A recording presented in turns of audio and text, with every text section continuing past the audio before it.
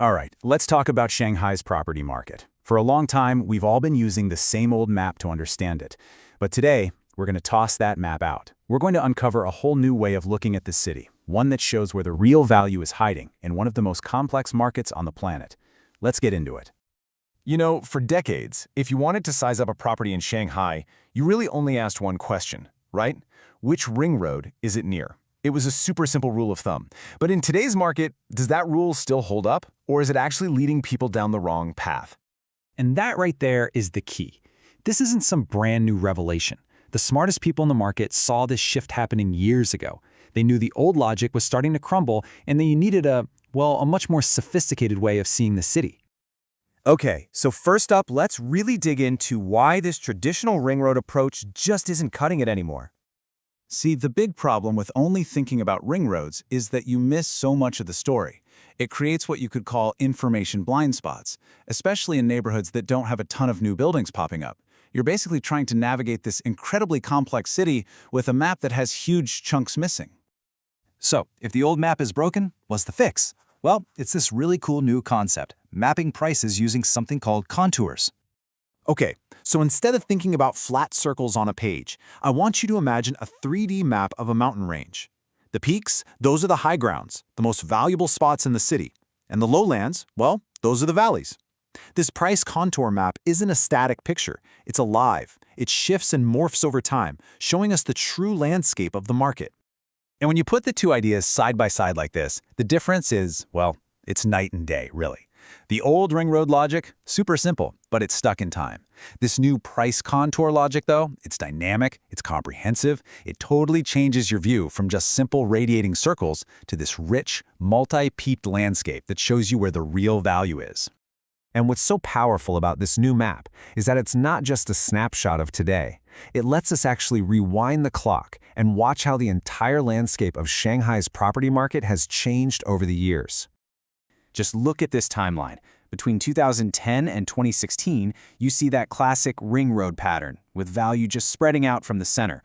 But then, starting around 2017, something new happens. New peaks start rising up, places like Zhangjiang, the big tech hub, or Qiantan, the new business district. They became their own centers of value. And now the map is shifting again, with those core areas staying strong while other parts of the city are changing fast. And all of this brings us to what's happening right now and what is probably the biggest insight from this whole analysis, a really clear pattern of the strong getting stronger.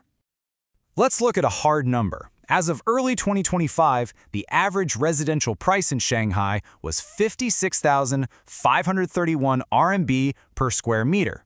Now, on its own, that number doesn't really tell you a whole lot, does it? But here's the crazy part. That number is almost identical to the average price from 8 years ago, all the way back in April 2017. So on the surface, it looks like the market has just been running in place. So you might be thinking, okay, the market's been totally flat, but is it really the same? No way, not even close. That average is hiding a massive restructuring that's happening just beneath the surface, and the data proves it.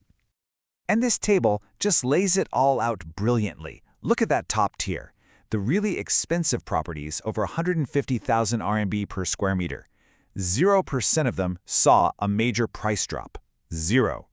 Now look all the way down at the bottom. For properties under 20,000 RMB, a massive 43.2% of them dropped by more than 15%. This isn't one market moving together. It's a market that is pulling apart dramatically. So what's the big takeaway here? Well, these price drops aren't random at all. They're happening mostly in older buildings and in more remote areas. Meanwhile, the newer places in these rising core locations, like the tech corridor in Zhangjiang and the slick new developments on the Zhuhui Riverside, have been incredibly resilient. These are the new value highlands on our map. Okay, this is all fascinating stuff, but I know what you're thinking. How can I actually use this? So let's get practical. Let's see how this contour map can actually help you figure out if a new property is a good deal or not. So here's a really simple 3-tier system you can use.